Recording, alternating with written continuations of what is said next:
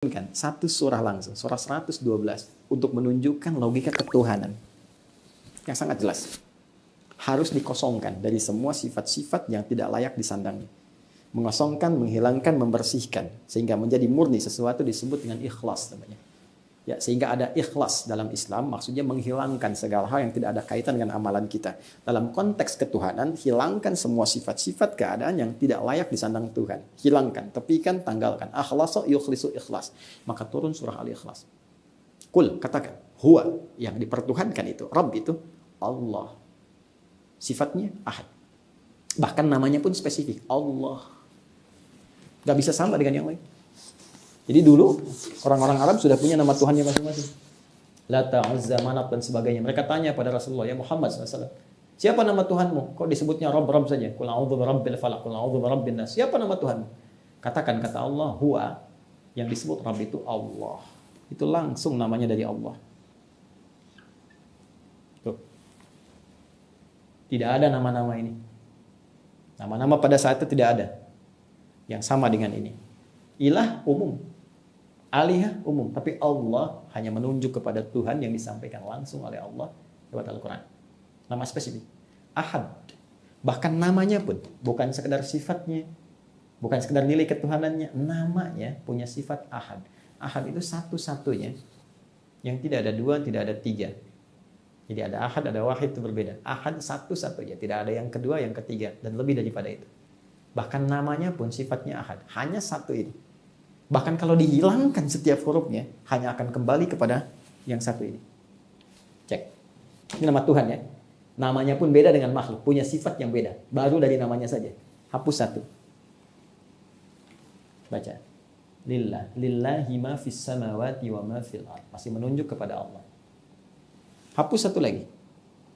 Maka tasdidnya hilang. Lahu mulkus samawati wal ard. Masih menunjuk kepada Allah. Zat yang satu, ahad. Hapus lagi. Hu.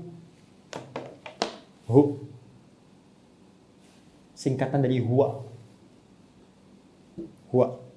Sebab kalau kita baca dalam bahasa Arab, termasuk baca Al-Quran, ya, maka kalau kita berhenti di huwa, maka wa-nya nggak dibaca, hilang. Al-Arab itu, orang Arab, ya, berbicara dengan harakat, tabda'u bil harakat, wa tantahi bis sukun. Berbicara dengan harakat, berhenti dengan sukun. Nggak dibaca ini. Sehingga kalau kita baca Al-Quran, harakat akhirnya nggak bunyi. Bismillahirrahmanirrahim. Padahal kan akhirnya i kan, tapi nggak ada yang baca Quran begini. Bismillahirrahmanirrahim.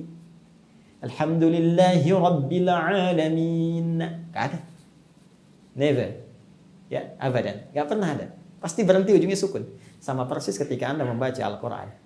Allahu la ilaha illa huwal hayyul qayyum. Al-Baqarah 255, Ali Imran ayat yang kedua. Terus Anda berhenti di kalimat huwa. Allahu la ilaha illa hu. Wa-nya nggak bunyi. Hu ini. Hu kembali ke huwa. Ya. Siapa huwa ini? Balik ke Al-Ikhlas lagi tadi. Kul katakan huwa. Kul katakan Muhammad huwa. Yang dimaksud huwa ini balik lagi Allah. Punya sifat ahad tadi. Anda hapus nih. Sehingga nggak kelihatan sama sekali. Hapus. Hilang kan? Dalam bahasa Arab, yang tidak tampak, tak terlihat disebut dengan ghaib. Al-ghaib. Al-Baqarah ayat 3. Alladzina yu'minuna bil ghaib. Balik lagi kepada Allah.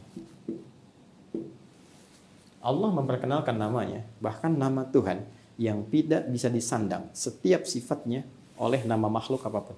Silahkan Anda cek, tempatkan di sini semua yang dipertuhankan, nama-namanya. Cek di sini. Lalu hilangkan setiap hurufnya. Maka Anda temukan semua kalimat itu tidak akan kembali kepada makna awalnya. Ya, saya nggak akan tuliskan, Anda saja yang mengecek. Teman-teman non-muslim juga boleh membandingkannya sebagai referensi kajian. Ya, kajian. Tidak ada masalah. Ya, saya tidak berusaha untuk menyoal berbagai hal. Kita hanya mendudukkan persoalan sebagai nilai ilmiah untuk dikaji.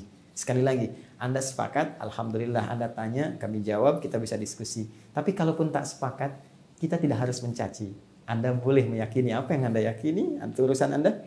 Ya kan, itu pilihan Anda.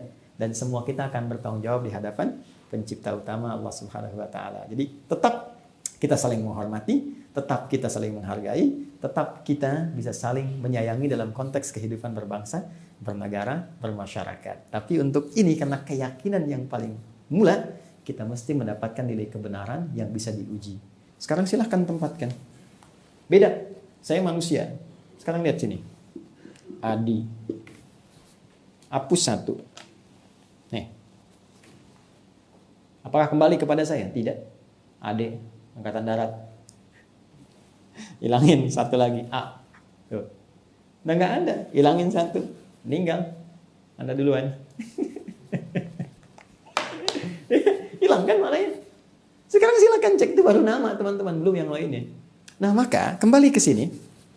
Apa hikmah kemudian tadi? Dimunculkan kalimat wa ma unzila min qablik. 1, untuk menyampaikan nilai kehidupan yang bertoleransi. Kita bersaudara.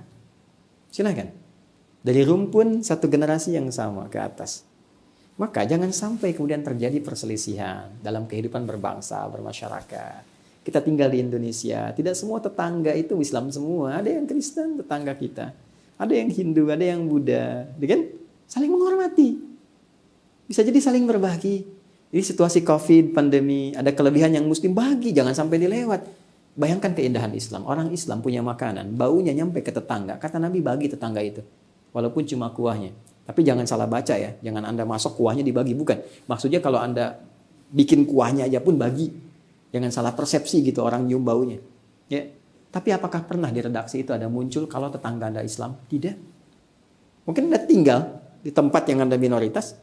Ya, mungkin teman-teman yang di Amerika, di mana kan banyak kan tetangganya non-Muslim. Anda masak, bagi, sampaikan. Jangan sampai dilewat, karena nggak pernah ada redaksi dalam hadis mengatakan kalau tetangga Anda Islam saja, tidak. Anda sampaikan pada yang Muslim, Pak Ahmad, Pak Soleh, itu kan Ibu Aisyah. Satu tetangga Anda lewat misalnya, ya. Terus dia ngelihat Anda bagi-bagi. Bapak kayaknya itu enak ya. Iya Bu enak, cuman sayang Ibu kafir. Masya Allah, tidak. Kita berbagi, gak ada masalah. Ya. Tapi karena saudara tadi punya sifat menyayangi, ya, punya sifat dalam ingin memberikan nilai kebaikan, maka nilai yang paling utama untuk bekal kita pulang kan nilai tauhid, keyakinan. Maka dari itulah kemudian datang Al-Quran membawa referensi, sayangi saudaramu, berikan berita yang benar, tunjukkan kebenaran, jangan tutupi nilai kebenaran, sampaikan begini, ada sesuatu yang tidak tepat, ada nilai sejarah yang terpotong, ada sesuatu yang dituliskan oleh tangan manusia yang kemudian diyakini. Karena itulah di kitab-kitab selain Al-Quran tidak pernah ada redaksi begini. Saya Tuhan, sembah saya. Silahkan cek. Saya Tuhan. Ini langsung redaksinya ya. Di Quran itu spesifik. Jadi jangan bias lah. Jangan begini, begitu. Tidak. Langsung redaksinya spesifik. Al-Quran jelas mengatakan. Quran surah ke-20. Toha. Ayat 14. Allah pede langsung mengatakan. Yakin betul. Kalimat tegas. Innani anallah. Pakai taukid. Saya Allah. Bahkan taukid itu penguat. Saya benar-benar Allah. La ilaha illa ana. Nggak ada Tuhan selain saya. Fa'budni. Sembah saya. Silahkan cari kalimat ini di kitab manapun. Demi Allah saya katakan Anda tidak akan temukan. Karena fitrah manusia dengan kemanusiaannya tidak akan pernah mengatakan saya Tuhan. Karena akan ada penghambat dalam jiwanya. Bahwa dia bukan Tuhan. Pada akhirnya semua akan dikonfirmasi. Al-Quran memberikan berita. Saat pulang kepada Allah pencipta utama. Semua yang diklaim. Semua yang diyakini ini akan dipertanggungjawabkan. Sampai Nabi Isa akan ditanya, apakah benar engkau menganggap menjadikan dirimu Tuhan supaya disembah bersama ibumu? Nanti akan ada pembuktian. Demikian juga pada yang lain-lainnya, demikian juga pada semua kehidupan kita. Karena itu, tetap walaupun ini disampaikan, Al-Quran tetap memberikan toleransi yang dalam sampai mengatakan, La ikraha fid din. Quran surah kedua ayat 256. Tidak boleh ada pemaksaan. Paksaan dalam peluk keyakinan yang benar. Ad-din. Yang dimaksud din Islam. Quran surah ketiga ayat 19. Inna dina indallahil Islam. Tidak boleh ada paksaan dalam berislam. Jadi kalaupun ini disampaikan, ini mutlak. Ini murni, pure. Sebagai referensi informasi yang benar untuk dikaji secara ilmiah. Baik oleh logika atau sumber dari nilai-nilai wahyu yang bisa dilacak kebenarannya dan bisa diteliti. Anda yakin? Silahkan berislam. Kalau belum yakin, silahkan banyak belajar. Dan Anda bisa memilih apa yang Anda yakini. Dan setiap kita akan bertanggung jawab. Objektif kan? Fair kan?